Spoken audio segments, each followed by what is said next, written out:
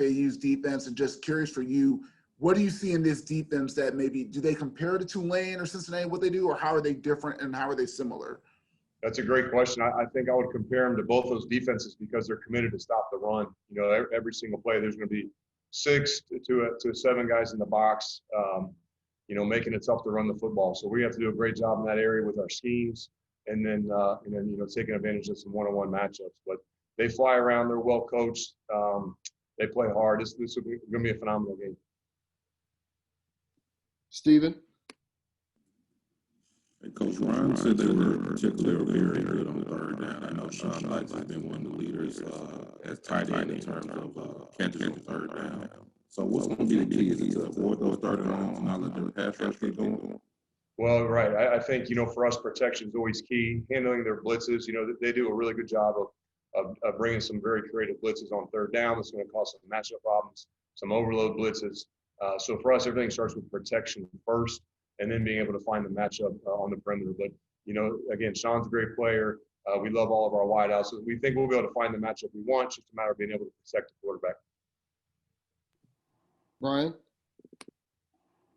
Hey, Coach, with everything that's happened this year, COVID, opt-outs, you know, injuries that you guys had to deal with, how have you grown as a coach? And is there anything new that you learned about yourself?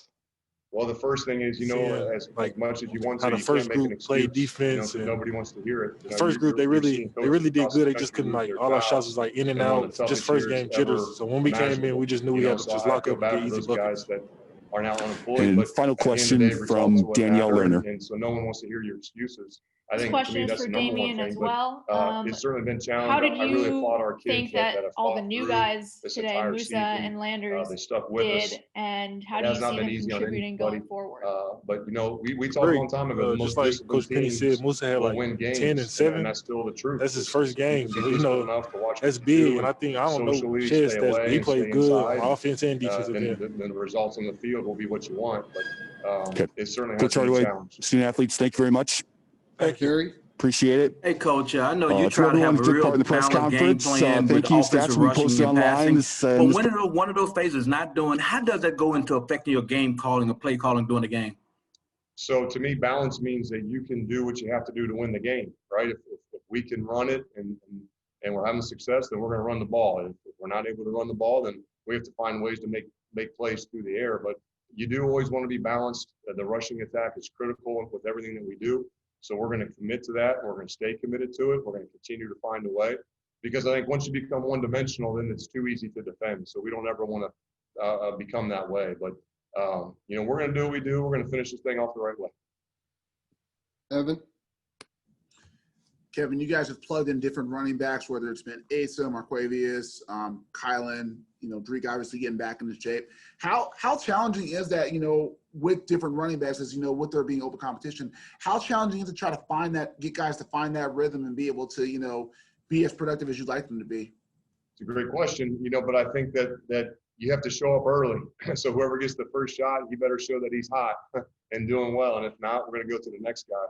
You know, I think that's one thing that stands out. And then two, we do want to try to keep our guys fresh. And so the many guys that we can roll out there and wear people down, we want to try to do that.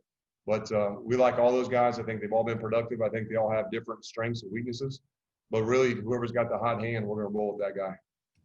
Is it challenging? I mean, granted, it's the end of the season now, but has it been challenging kind of, you know, not having that consistent, you know, okay, we're going to do this and we're going to rotate guys in? Has it been, you know, a different challenge this year, just given what the struggles have been? Yeah, I totally agree. I think a different challenge is a great way to word it. We are different than we were a year ago.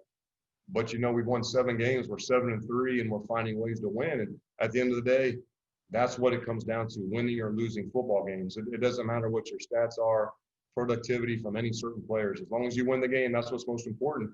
So we're 7-3, got a chance to win 8 games. That's pretty special. And in a year like 2020, you know, we're pretty proud of where we are right now. Terry? Coach, I know you focus on just this game, but this potentially could be Brady's last game. What has he meant for you in the program and working with him over the last few years? Boy, he's meant so much, you know, because he's invested so much. He works so hard every single week. And I know that myself, Coach Silverfield, I'm sure we say that a lot, but I do, you know, just it can't go unnoticed or unmentioned. the commitment that he's put into this program, you know, and that's not even talking about the plays that he makes on the field. Just his leadership, his work ethic, just his presence for these younger players is what we're going to miss the most. And obviously, you step on the field, and he's one of the best quarterbacks that I've ever been a part of and seen play. So I think he's got an extremely bright future in this profession, and I'm certainly glad I had a chance to work with him.